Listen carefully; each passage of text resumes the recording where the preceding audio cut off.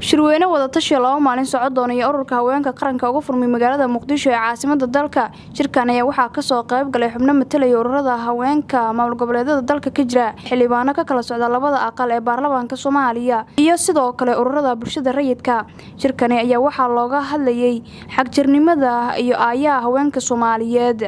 shirka intuu socday ayaa waxaa laga soo jeediyay khudbado kala gedisan isla markaana meelo badan taabanaya waxaana khudbadaha ugu horeeya soo jeediyay xildhibaanada ka kala socda labada aqal ee baarlamaanka Soomaaliya waxaa sidoo kale ayagana halkaasi khudbad ka jeediyay xubnihii matalayay maamul goboleedyada dalka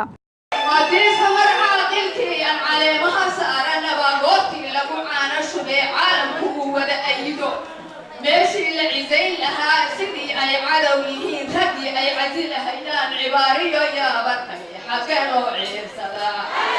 عينكي كلا وحلها والعالم كانوا مدي لهيد عاصمة طيوة النقرين دلي يردي عاقني سيدان يعيد دبقود عدكو أنا وكوهد لهايو ماقا عجوب اللين أنا وكوهد لهايو وحاني دين كسيده قبلها معمول قبليد يدا يا وقبلها قرنكا قبلها جبلين وحان idin ka wada salaan diiran baan idin ka wada waxaan uga wada dawladda federaalka xildhibaanada ka fadhiyo wasiirada ka fadhiyo kulli salaam baan idin ka wada waxa weeye anagu waxaan u gogol dhignaa nabadda sidaan isugu xiri lahayn dawladda iyo maamul goboleedka aan ka tirsanahay iyo isteediyada kala qaar ka midana waan la shaqaynaa gabdhuhu waxay u gogol dhigaan nabadda siday dawladdanadu oo federaalka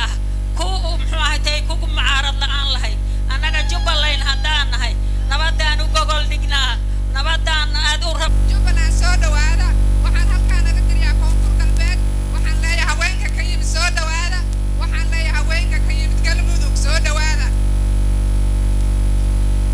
waxaan leeyahay haweenka ka yimid muxuu ahaa Hirshabeelle ayagana waxaan leeyahay soo dhawaada gurigiina waaye gobolka Banaadir maasha Allah quruxda iyo sharafta maanta loo fadhiyo lagama hadli karo waa wax aadi aan ahayn waxaan leeyahay gabdhaha ka yimid UN-ka oo saaxiibteena ay fadhido Shukro iyo UNDP soo dhawaada waxaan kaloo leenahay halkaan maanta ma ka hadli karo qiiro daraadeed waxaan leeyahay qaranka Soomaaliyeed waxaan leeyahay waa muxuu ahay lafdhabarka soo dhawaada ugu dambeyn ayaa waxaa shirka soo xiray gudoomiyaha ururka haweenka qaranka Marwo Batuula Axmed Gambale waxaan rajaynayaa haddii Ilaahay raali ka noqdo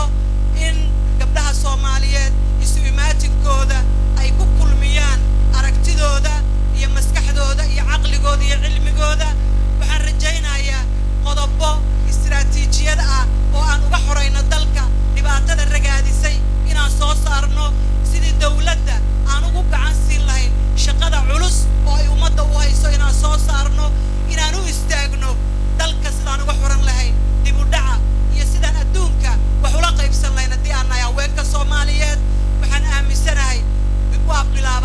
waaba bilaabatay shaqooyinka aan u nimiday waa bilowdeen hadday tahay nabadeyn hadday tahay dib u heshiisiin hadday tahay la dagaalanka argagixisada intaba waxa ka jawaabaya kulankeenna iyo khudbadihii aad ka jeediseen iyo geesinimadiina iyo imaatinka aad timaadeen caasimadda Soomaaliya ee Muqdisho Firdawsi Xasan Cabdi warbaahinta dowlad goboleedka Soomaaliyeed ee Jubbaland magaalada Muqdisho